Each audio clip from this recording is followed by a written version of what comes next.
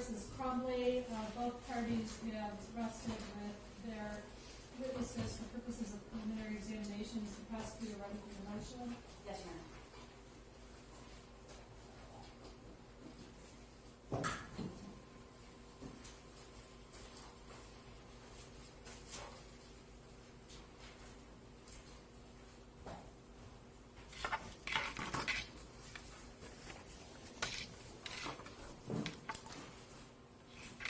Judge, we spent 2 days and over 12 hours listening to witnesses testify, lawyers arguing, and reviewing evidence. Before I begin, though, this afternoon, I want to first talk about 4 people that we haven't mentioned by name. They are Hannah St. Juliana. She was 14 when she was killed from a gunshot to her back, abdomen, forearm, and thighs. Tate Meir, he was 16 when he was killed from a gunshot wound to his head. Justin Schilling, he was 17 when he was killed from a gunshot wound to his head. And Madison Baldwin, who was 17 when she was killed from a gunshot wound to her head. This exam is as much about them as it is the defendant's guilt. Your Honor, you are an experienced jurist, and I know that you know the burden that I have today. But for the record, my burden is to show that there's probable cause to believe a felony was committed and that James and Jennifer Crumbley committed it. Each defendant has been charged with 4 counts of involuntary manslaughter, and this court knows this is defined in Michigan by an unintentional killing without malice. There are 2 ways we will show and have shown that the defendants are guilty of involuntary manslaughter according to Michigan law. One is a gross negligence in the performance of a lawful act. The second is gross negligence in the failure to perform a legal duty. Your Honor, both Jennifer and James Crumbley were grossly negligent when they failed to perform their legal duty as a parent. As parents, we have a legal duty to exercise reasonable care to prevent others and the community and third parties from our child hurting someone else. As parents, we all know this, but it's also well settled in Michigan law. They are also grossly negligent in the storing and securing and buying of a firearm. Gross negligence is defined as a willful neglect and disregard to the results and a failure to use ordinary care to prevent an apparent result. And for both of those theories, Your Honor, we are required to look at what each defendant knew. So let's talk about that. Both Jennifer and James Crumbley knew, the evidence showed, that their son was experiencing disturbing mental health issues in the months leading up to the shooting. He texted his mother, Jennifer, in the March before.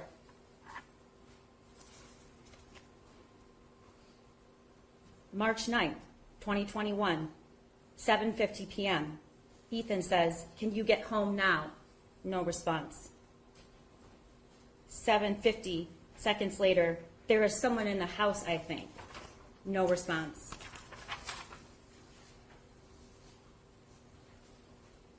Seconds later, "Someone walked into the bathroom and flushed the toilet and left the light on."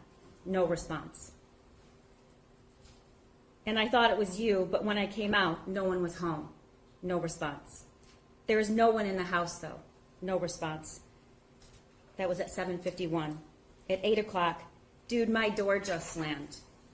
No response. "Maybe it's just my paranoia." At 8:01. Seconds later, "But when are you going to get home?" Your Honor, based on the testimony of Detective Wogrowski, we know that there was no response, there was no call, and the next communication we see is the following day, and Jennifer Crumbley texts her son, where's your dad?" We also know that on March 16th, that same month, 3:18 p.m., "Okay, the house is now haunted." No response. That's at 6:03. Seconds later, "Some weird shit just happens and now I'm scared." No response. Seconds later, "I got some videos." No response. 6:03, "And a picture of a demon." No response. "It is throwing bowls." No response. "I'm not joking, it fucked up the kitchen." No response. "I'm just going to be outside for a while." 6:29. Can you at least text back? No response.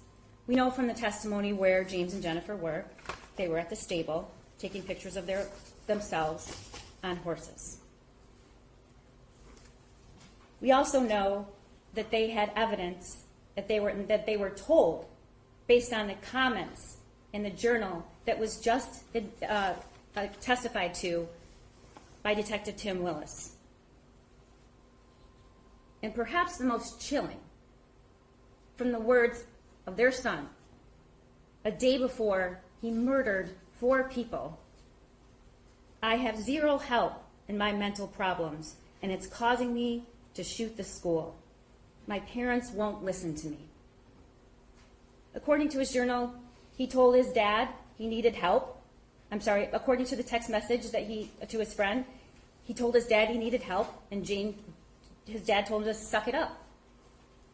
We know from texts between both defendants that he had a rough night sometime in March, so much so that he didn't know where or how he woke up or how he got there.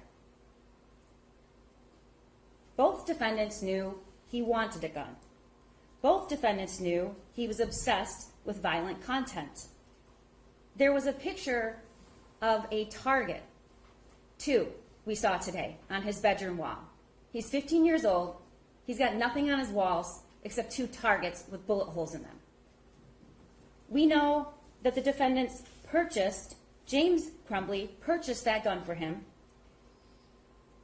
and that mom then posted, somewhat bragging about it, in her Instagram post.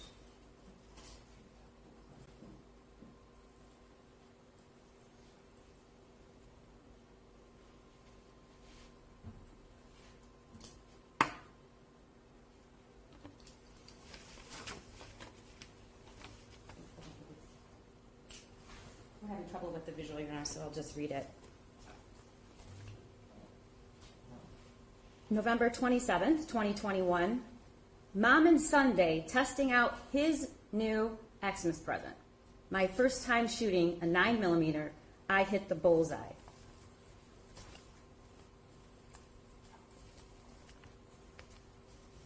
There's a picture of the target. Apparently Mom's boasting about her skill in firearms. A picture of the gun, and a picture of a Christmas tree. We know that Mom took him shooting based on that text and based on the evidence that came in today in the testimony. We know that on the day before the shooting, Jennifer Crumbley received a voicemail from Pam Fine, alerting her that her son was scrolling through the phone and searching ammunition. And chillingly, we know that Mom, when reporting that to her son that day via text, says to her son, "Did you show them a picture of your gun?" And then her infamous text, "LOL, you have to learn not to get caught." Your Honor, both Jennifer and James Crumbley knew that their son had access to that gun. There was not one shred of evidence that that gun was locked. The only locked mechanism in the house, you heard today, was to lock up 2 of the guns they had, and the combination was 000. There was nothing in the house that indicated there was a cable lock. The only cable lock that was found wasn't in its package. They knew that their son was trained. We saw a video of that today. He knew exactly what he was doing. This is not somebody that was new to a firearm. They knew that he was isolated, that he was spending hours by himself at home. And how do we know that, Your Honor? We know that because Kira testified our first day what kind of hours they spent at the stable. Now, I suppose you could say they're great horse owners, but what you can't say is that they were with their son 3 to 4 times a week 2 to 3 hours a time after work, and lots of testimony to say he didn't want to have anything to do with the stable. He was not there with his parents. Jennifer texted James on the day of the 30th, "I am very concerned," after being shown the math worksheet. James replies, "WTF." Both defendants knew that Ethan had no friends. He had one friend. And Jennifer Crumbley repeatedly told people. She told people at work. She told Kira he had no friends except one. And that friend was taken away abruptly in October and sent to some treatment. We know that Jennifer Crumbley said her son was weird and he wasn't normal. And then, Your Honor, we know that on the morning of the 30th, just hours before the shooting, they received the math worksheet. And the math worksheet says, first of all, it's a picture drawn of a gun that's identical to the picture of the actual gun they had purchased for him. There are words like, "The thoughts won't stop, help me, blood everywhere." We learned from Sean Hopkins that James Crumbley said he knew about that journal. He referenced it to his son. Both James and Jennifer Crumbley, the evidence shows, followed their son on Instagram. And the testimony shows what kinds of things he was posting on Instagram, which were disturbing. Also a picture of the gun, calling it his new baby. Those are all the things we know. The testimony shows that they knew. But let's talk about the things that, through the use of ordinary care, they would have uncovered using ordinary care. If they had looked at the journal, they would have seen that every single page out of 21 pages references a school shooting. They would have read the words, "I got my gun, shooting is tomorrow, I have access to the gun and ammo." They would have read, "The first victim has to be a pretty girl with a future so she can suffer like me. I'll kill everyone I see. My parents won't listen to me. I have zero help with my mental problems." We heard through Detective Wagrowski and the text messages that their son texted to his friend over and over and over again. "I told my parents, I need help. I'm having a mental breakdown. My dad told me to suck it up. My mom thinks I'm on drugs. She laughed at me."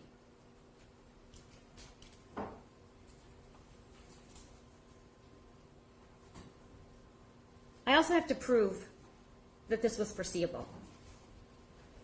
We need only look at their own actions that day. Jennifer Crumbley, before the news was public, who this shooter was, at 1:22 p.m., texted her son, "Ethan, don't do it." James Crumbley, upon learning there was a school shooting and couldn't get a hold of his son, went to his house and looked for the gun. He didn't go to the mire like all the other parents to try to find his son. He went home to look for the gun. And then at 1:34, he called 911 and we listened to his call. Your Honor, you can't argue.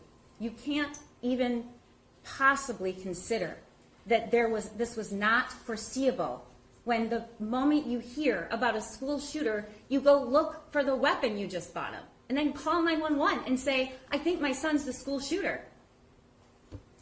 And Jennifer Crumbley's text to her son, "Ethan, don't do it," before it's ever made public.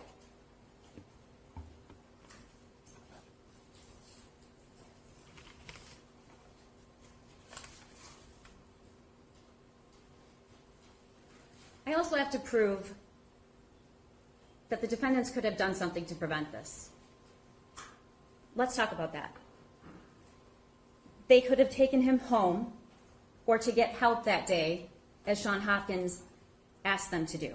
Did they do that? No. Why not? They said they had to go to work. We heard testimony from Jennifer's employer. She absolutely did not have to come back to work. It's a family-friendly environment. They would have understood she did not have to come back to work. This is not a situation where somebody is going to get fired if they don't come back to work. But by the way, most parents wouldn't care about that. They would just take their son. In fact, she came back to work, talked to Amanda, and said, I guess I'm a failure as a parent. And what did Amanda say? You should probably go get him. She states to Amanda, he can't be alone. James Crumbley was a DoorDash driver.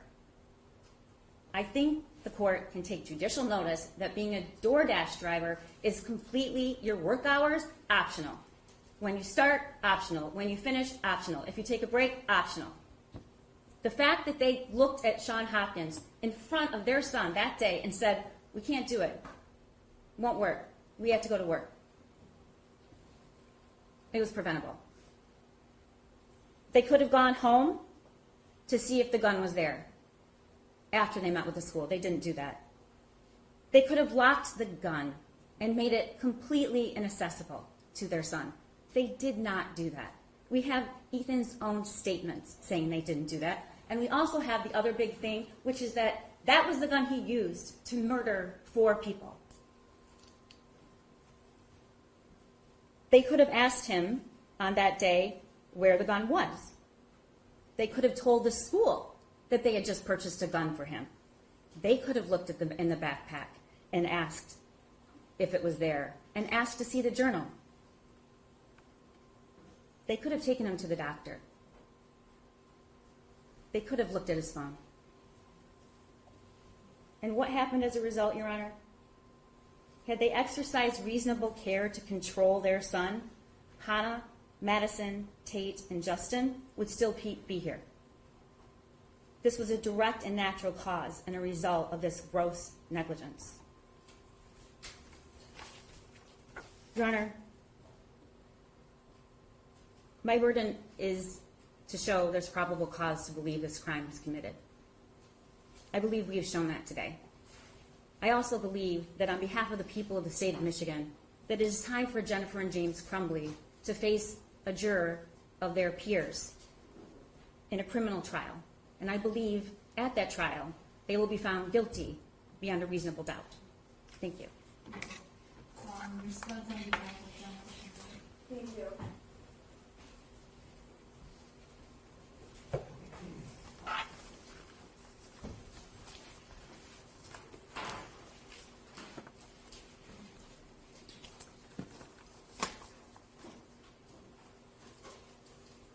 Your Honor, the gravity of the losses that took place on November 30th of last year cannot even be stated in all fairness to the victims in this case. The community is hurting.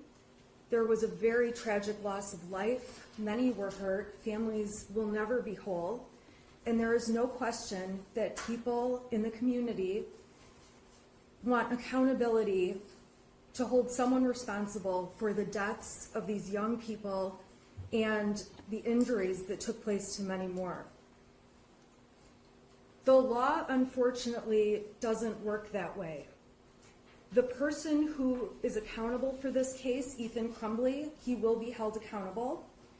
And just because it is such a great tragedy does not mean that the law starts to expand into things it's not. And that is what the prosecution is asking you to do. To prove involuntary manslaughter, the prosecution must prove it in 2 ways. First, that the defendant caused the death of the deceased, and that the defendants acted in a grossly negligent manner. In looking at what a grossly negligent manner is, the defendant has to know of the danger to the other and know there was a situation that required them to take ordinary care to avoid injuring another. And the element that the prosecution in this case can never prove is that Jennifer Crumbley or James Crumbley knew that their son was going to commit a school shooting and shoot people with a gun, shoot anyone with a gun.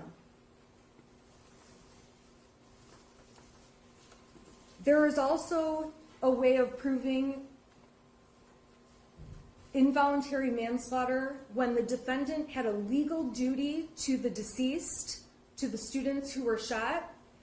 The defendant knew of the facts that gave rise to that legal duty, and that the defendant willfully neglected or refused to perform that duty.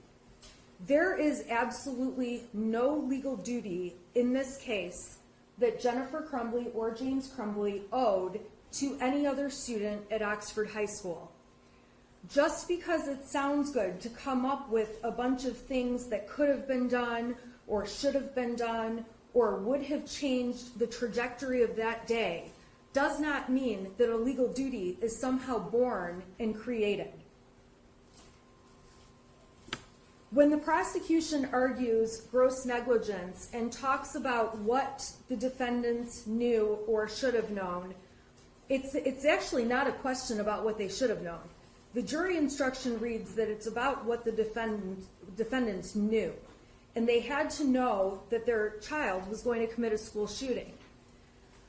Out of all the evidence that was presented, there were absolutely no text messages or Facebook messages that showed Jennifer Crumbley was ever given information that her son would commit a school shooting. There was absolutely no evidence that Jennifer Crumbley ever saw the journal that indicated her son was going to commit a school shooting. There was no information that a teenager texting his parents about believing the house was haunted would create any belief that that child was going to go and shoot people in a school shooting. When the Crumbleys had a rough night with their son that was talked about between them the next day, talking about how their son ended up in their bed, there was no way to say that that incident would predict and foreshadow their son would shoot up a school. The prosecution absolutely cannot prove that Jennifer or James Crumbley knew that there would be a school shooting. The prosecution knows this, which is why they have stretched hard to bring in evidence, what looks like evidence, to make these people look like the worst parents in the world. At the end of the day, the law doesn't care about what kind of parents they were. It cares whether they knew their son was going to commit these murders. And Jennifer and James Crumbley did not know that any murder would be committed. Jennifer and James would have been horrified had they believed a murder was possible. And the extensive testimony from Sean Hopkins, who is a trained professional that did a risk assessment on Ethan Crumbley, and he did actually have a legal duty to take certain actions that he didn't even think he needed to take. Sean Hopkins was afraid this child was suicidal, not homicidal, not that he was a threat to anyone other than himself.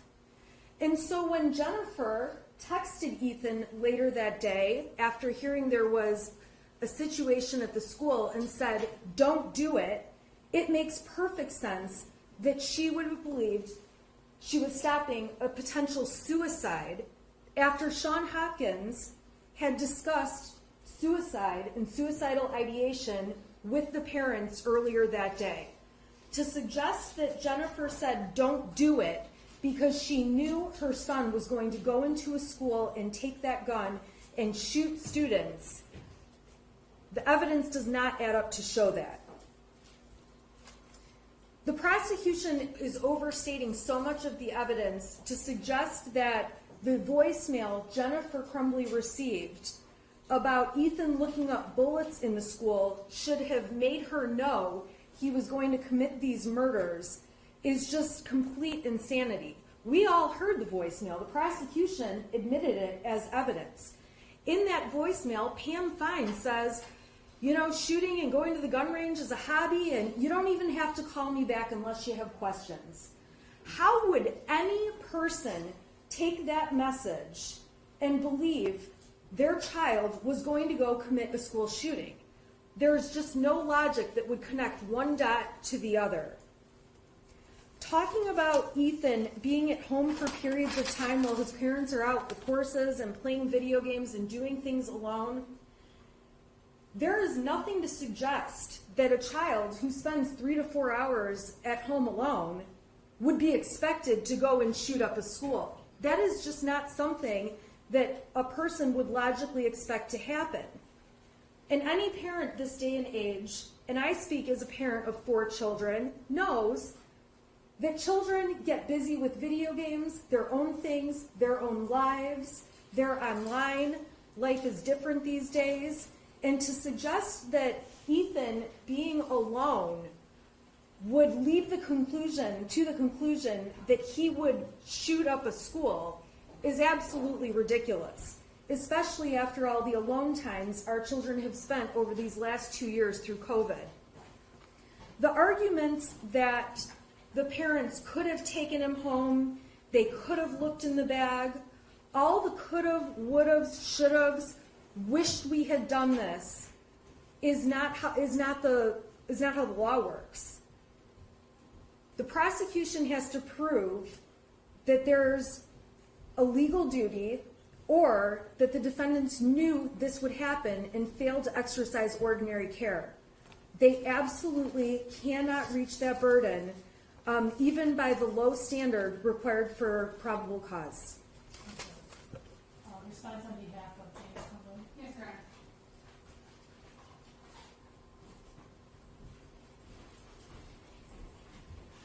Good afternoon, Your Honor. I'm going to echo a sentiment by Sean Hopkins, Your Honor. He stated that as a school counselor, he's not a mind reader. And, Your Honor, neither are parents. The prosecution, as Ms. Smith has stated, is arguing that James and Jennifer Crumbley should have known about Ethan's plans to execute the shooting at Oxford High School, or that he posed a danger to others. First, Your Honor, as Ms. Smith has stated, that is not the standard. The legal standard is not whether or not James and Jennifer should have known. The jury instruction and the law is that they actually knew. Your Honor, there has not been one witness, nor one piece of evidence admitted, no piece of testimony presented to this court that indicated that James and Jennifer Crumbley knew that Ethan Crumbley was going to commit a shooting at Oxford High School on any day, including November 30th of 2021. Your Honor, using the should have standard extends this criminal liability so far beyond where we are today. It allows the prosecution to prosecute parents for the actions of their children. An example, Your Honor, 2 high school students are texting each other about having sex. One of them is under the age of consent. They carry out the act, and the parents can be charged, assuming that those text messages were sent on phones owned by the parents. 2 high school students are taking and sending nude photographs to each other, which, as this court knows, is a crime, using phones owned by their parents.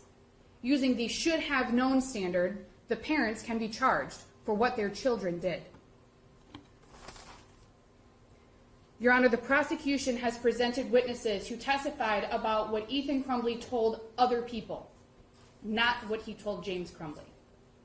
The comments that he made about his mental health deteriorating, about him asking for help from his parents, None of those messages were sent to James Crumbley, nor Jennifer Crumbley. They were sent to his friend, as the court noted. There have been no witnesses or evidence presented about a duty that James Crumbley had to any of the students who were tragically killed on November 30th of 2021. There has been no evidence or witnesses presented, Your Honor, because that duty does not exist. There is no legal duty identified by the prosecution or evidence presented or testimony obtained about a legal duty that James Crumbley owed to any of these students that were killed on November 30th of 2021. Additionally, Your Honor, there were no witnesses that testified and no evidence presented that James Crumbley knew that Ethan Crumbley was a threat to anyone, including the students of Oxford High School, or that Ethan would commit the shooting on November 30th of 2021. Your Honor, before we even get to whether or not ordinary care should have been or was used, we can't get past that in order to get to ordinary care, the prosecution has to show, even at their very low burden today, that James and Jennifer Crumbley knew.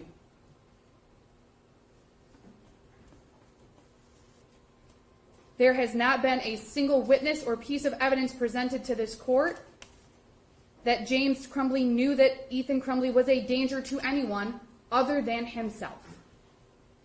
Sean Hopkins testified that he was very clear that that he had concerns that Ethan was a danger to himself, that he was having suicidal ideations. And Your Honor, he acknowledged that when he made James and Jennifer Crumbley aware of his concerns, they agreed to get their son counseling. The one danger that they were aware of, Your Honor, they agreed to take care to address. Unfortunately, they never got that opportunity. Your Honor, under the law, we cannot impute knowledge to James or Jennifer Crumbley without evidence that they actually had that knowledge. The prosecution can't argue that they should have known. The prosecution can't argue that there was a journal, there were text messages, there were Facebook messages, there were these things, there were those things. They can't assume and speculate that because those things existed, that James or Jennifer Crumbley did in fact have actual knowledge that their son was a danger to anyone. Without evidence that James Crumbley had actual knowledge, the prosecution is merely speculating.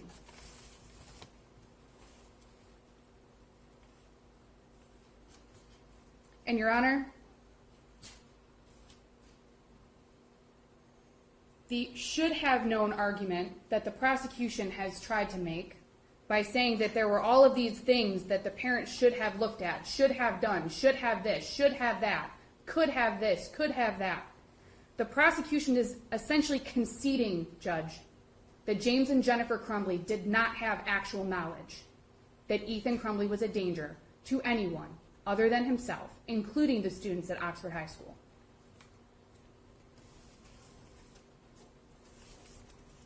Your Honor, the prosecution has not met their burden.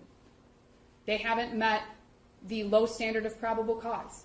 The prosecution has not even satisfied the very first element of the law in showing that James and Jennifer Crumbley had actual knowledge that their son was a danger to anyone other than himself.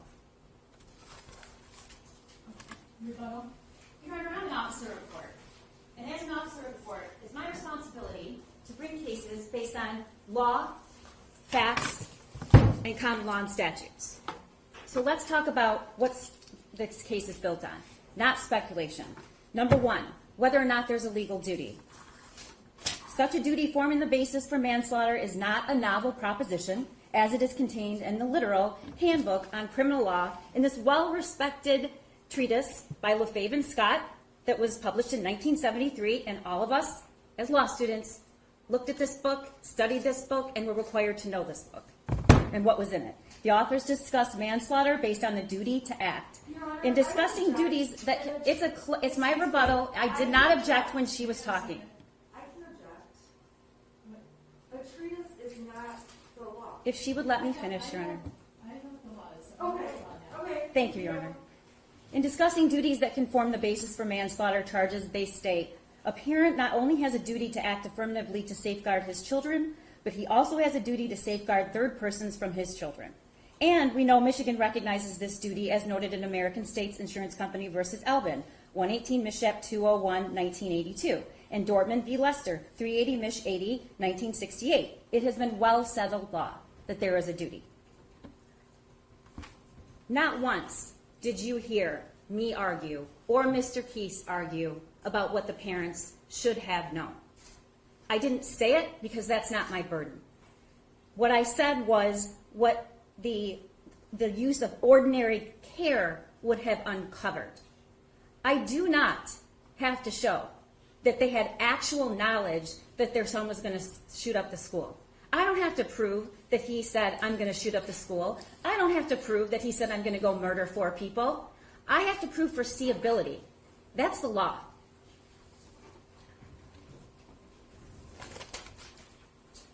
And I have proven that it was foreseeable, Your Honor. And not just because of one fact, and not just because of a meeting at the school or words on a paper. So much more, and so much more than anyone else knew. No one else was in the position to know that that gun was purchased as a Christmas present, that it was accessible, that he had been disturbed, he was having hallucinations, that he was isolated, he had lost all of his friends. Nobody else knew that. Taken all together, it is absolutely foreseeable. They took a disturbed, mentally challenged, and possibly ill kid, their son, and what did they do? They didn't take him to a doctor. They didn't take him home. They didn't walk in that room and say, I love you, I'll do anything for you, what's wrong? They didn't embrace him. You know what they did? They bought him a weapon. They bought him a deadly weapon, and then at the moment when they had an opportunity in that room to say, wait, hold on a second, I'm concerned, and by the way, we know they were concerned because there was a message saying, I'm very concerned. And yet, they didn't even say, we bought him a gun. And we refer to it as his gun. They can't get away from their own words.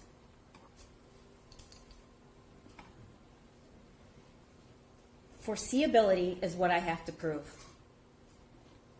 And when a parent learns of a school shooting, and before the shooter is ever even made public, she texts her son, don't do it. I think I've shown foreseeability, but I have a lot of other things that show foreseeability. When a parent, upon hearing that there was a school shooting, goes to his house and looks for the gun because he's worried it's his son, you didn't see any other parents do that. Why? Because he knew it was foreseeable. Your Honor, People v. Fiesel, Michigan Supreme Court from 2010 opinion. Gross negligence occurs when an individual disregards the consequences of their action or inaction while aware of the risks but are indifferent to the foreseeable result. Indifference. This perfectly describes Jennifer and James Crumbley. They were indifferent, but put another way, they just didn't care. I keep thinking about all of the things. Just one thing could have prevented this. Just one action they did. Lock the gun up. Let them know he has a gun. Take him home. Immediately find him care. And I also keep thinking about the statements in their son's journal. If there was any question about who cared about him, it was settled on that day. Because he sat there and his parents didn't greet him or touch him or act at all concerned and said, actually, we have to go to work. We can't do this right now. I think there was no question at that point that no one cared about him. And I think that was actually the final straw for him. Judge, I've proven that the defendants are guilty of involuntary manslaughter. And I have case law, and I quoted it because I follow the law. I don't speculate. We don't bring cases against in speculation. And there's one thing I agree with. You're allowed to be a terrible parent. You are allowed to be a terrible parent. And if that's all this was, I wouldn't approve it, I wouldn't like it, but we wouldn't be here. And it's true. We don't have this charge very often in these cases. You know why? Because I'm not aware of the facts in this case ever being so egregious. It cannot be ignored. It is criminal negligence. Judge, I'm asking you to bind this case over and make and allow Jennifer and James Crumbley to stand in front of 12 of their peers, where I will then prove that beyond a reasonable doubt they've committed involuntary manslaughter. Thank you. The defendants in this case, that being James Crumbley and Jennifer Crumbley, are each charged with 4 counts of homicide, involuntary manslaughter, contrary to MCL 750.321. The prosecutor alleges that the defendant's 15-year-old son, Ethan, shot and killed 4 Oxford High School students with a gun that they purchased for them.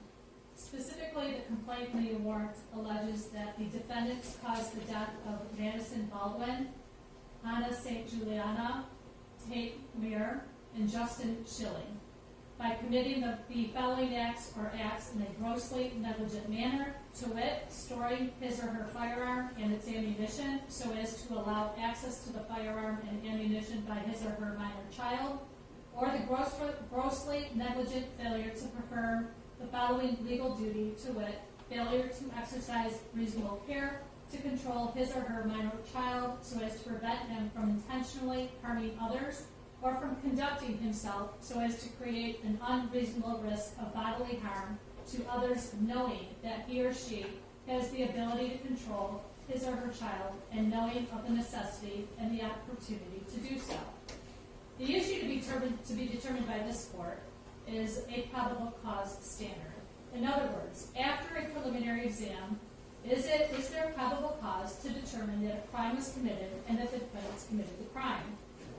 The complaint in the warrant alleges that the defendant's behavior violated Michigan law, which provides that any person who shall commit the crime of manslaughter shall be guilty of a felony punishable by imprisonment in the state prison not more than 15 years or by a fine of not more than $7,500. Because the statute does not define manslaughter, the court must look to common law and case law for guidance. It is well established that involuntary manslaughter requires a death caused by the defendant without legal justification or excuse while the defendant was acting in a grossly negligent manner or while committing an unlawful act which was inherently dangerous to human life. That is quoted in People v. Moscow, 170 Mishap 340, a 1988 case. In 2018, the Michigan Court of Appeals addressed the common law basis for involuntary manslaughter and the threshold for gross negligence. In People v. Head, 323 Mishap 526, a father was convicted of involuntary manslaughter after his 10-year-old daughter accidentally shot and killed his 9-year-old son with a gun that the defendant stored loaded in an unlocked closet. Apparently at the time, the 10-year-old was attempting to reenact a scene from a violent video game they were allowed to play unsupervised in that same room. The court held that allowing children to play unsupervised in a bedroom in which a loaded gun was stored amounted to gross negligence on the part of the father. The Court of Appeals went on to hold that involuntary manslaughter is a catch-all crime for any homicides that do not constitute murder, voluntary manslaughter, or an otherwise justified, excusable homicide. In its opinion, the court noted that the requisites mental state for the defendant is gross negligence, which means wantonness and disregard of the consequences that may ensue. To prove gross negligence, a prosecutor must show 1, knowledge of a situation requiring the exercise of ordinary care and diligence to avert injury to another. 2, ability to avoid the resulting harm by ordinary care and diligence in the use of the means at hand. And 3, the omission or the failure to use such care and diligence to avert the threatened danger when to the ordinary mind it must be apparent that the result is likely to prove disastrous to another. That is cited in the Head case. In the Head case, the court determined that while the defendant was not personally aware that his child would accidentally shoot and kill his other child, or that he was aware that he knowingly created that possibility, The defendant did disregard the risk and the danger of 9 and 10-year-old children playing unsupervised in a room where a firearm was accessible. In fact, the court stated, quote, "It goes without saying that a loaded shotgun poses a danger to young children who are not being monitored by an adult. Defendant had the ability to avoid the harm by exercising ordinary care and diligence. By allowing his young children to play unsupervised in a room where he kept a loaded, readily accessible shotgun, defendant failed to use the requisite care and diligence. He failed to avert a threatened danger where the result was likely to prove disastrous to his children. Therefore, we conclude that there was sufficient evidence of gross negligence." That court also addressed the factual and proximate causation elements of involuntary manslaughter when it held that it was beyond question that factual causation existed, but for the defendant keeping a loaded shotgun in an unlocked closet of a bedroom where the children were playing without supervision, the shooting would not have occurred. Additionally, the court held that the child's accidental firing of the gun was reasonably foreseeable and thus proximate causation existed. Consequently, the head court affirmed the defendant's involuntary manslaughter conviction. In People v. Harris, the court stated the following: "The crime of involuntary manslaughter does not require that the defendant be personally aware of the danger or that he knowingly and consciously create the danger. The test only requires the danger to be apparent to the ordinary mind." That's 159 Mich. App, 401, 1987, also citing People v. Seeley, 136 Mich. App, 168. In Harris, the defendant was charged with murder after he confronted his daughter's ex-boyfriend with a gun, and upon wrapping the gun, a shot discharged, and the defendant immediately stated that he did not mean to shoot the victim. At the exam, the magistrate determined the shooting was an accident, so he dismissed the murder charge. On appeal, the court held that the magistrate abused his discretion by dismissing the case entirely because evidence presented at the exam supported a probable cause finding of involuntary manslaughter. The court relied on the OR factors, which this court previously cited, and further held that the test for involuntary manslaughter under a gross negligence theory only requires the danger to be apparent to the ordinary mind, and the killing certainly could have been avoided by exercise of ordinary care and diligence by the defendant in the use of a firearm. Therefore, in this case, after hearing extensive testimony, as well as evidence and reviewing and viewing extensive exhibits, the court finds that the deaths of the 4 victims could have been avoided if James and Jennifer Crumbley exercised ordinary care and diligence in the care of their son. Specifically, the court finds that the prosecutor has shown by a probable cause standard that 1, the defendant's son, Ethan Crumbley, presented a danger to the community. Number 2, that danger was apparent to an ordinary mind. Number 3, that the defendants James and Jennifer Crumbley neglected to diligently address and or divert that danger. And number 4, that the danger resulted in the 4 deaths of the young children at Oxford High School. There was extensive testimony that Ethan Crumbley was certainly a troubled young man, and that the defendants had knowledge of that situation. But they purchased a gun which he believed was his, and that he was free to use. Therefore, the court is finding the defendants over as charged. Any argument on gun?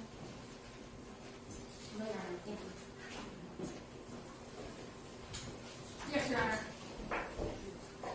Your Honor, you've heard extensive testimony, you've seen exhibits, and although the court is finding James and Jennifer over, we are asking that the court reconsider the bond. Your Honor, Ethan Crumbley is incarcerated. James and Jennifer have given this court, they have a minimal criminal history, as we've gone over previously. We've gone through the factors with the court before. There's no substance abuse issues. There's no failure to appear issues. Judge, we're asking that you reduce the bond, allow them to be released. As the court is aware, we've had numerous issues with meeting with our clients while they're incarcerated due to COVID restrictions at the jail. It obviously impedes on their ability to meet with us, to develop their defense, Judge.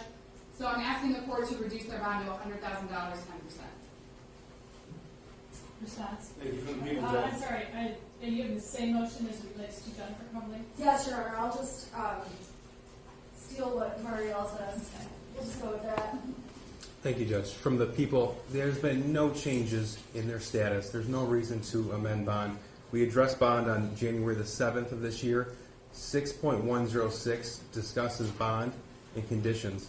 This court set the bond initially upon arraignment. This court considered a number of factors, including the information contained in the swear-to, as well as their alleged flight at the time the warrant was issued.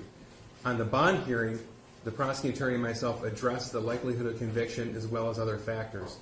The last two hearings we've had in this case have only added to that, Judge. We have provided this court with a snapshot of what the evidence will be at trial. This court has already determined that probable cause does exist as to both defendants on both theories of involuntary manslaughter.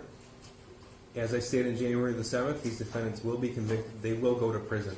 Their guidelines start at prison. We will be asking for a prison sentence, Judge. There's no reason to amend bond. This court did hear extensive argument and testimony during the course of a bond motion that was held on January 7th, 2022. After hearing the testimony and also viewing the exhibits in this case, the court finds that there is absolutely no reason for the court to change its position as it relates to bond.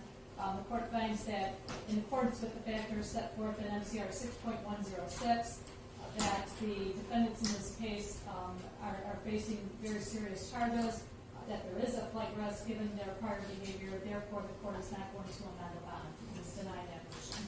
Thank you. Thank you, Judge. Okay, Counsel, I'm going to give these to you. Thank you, Judge. Make sure you take all your originals as well. Yes, Judge.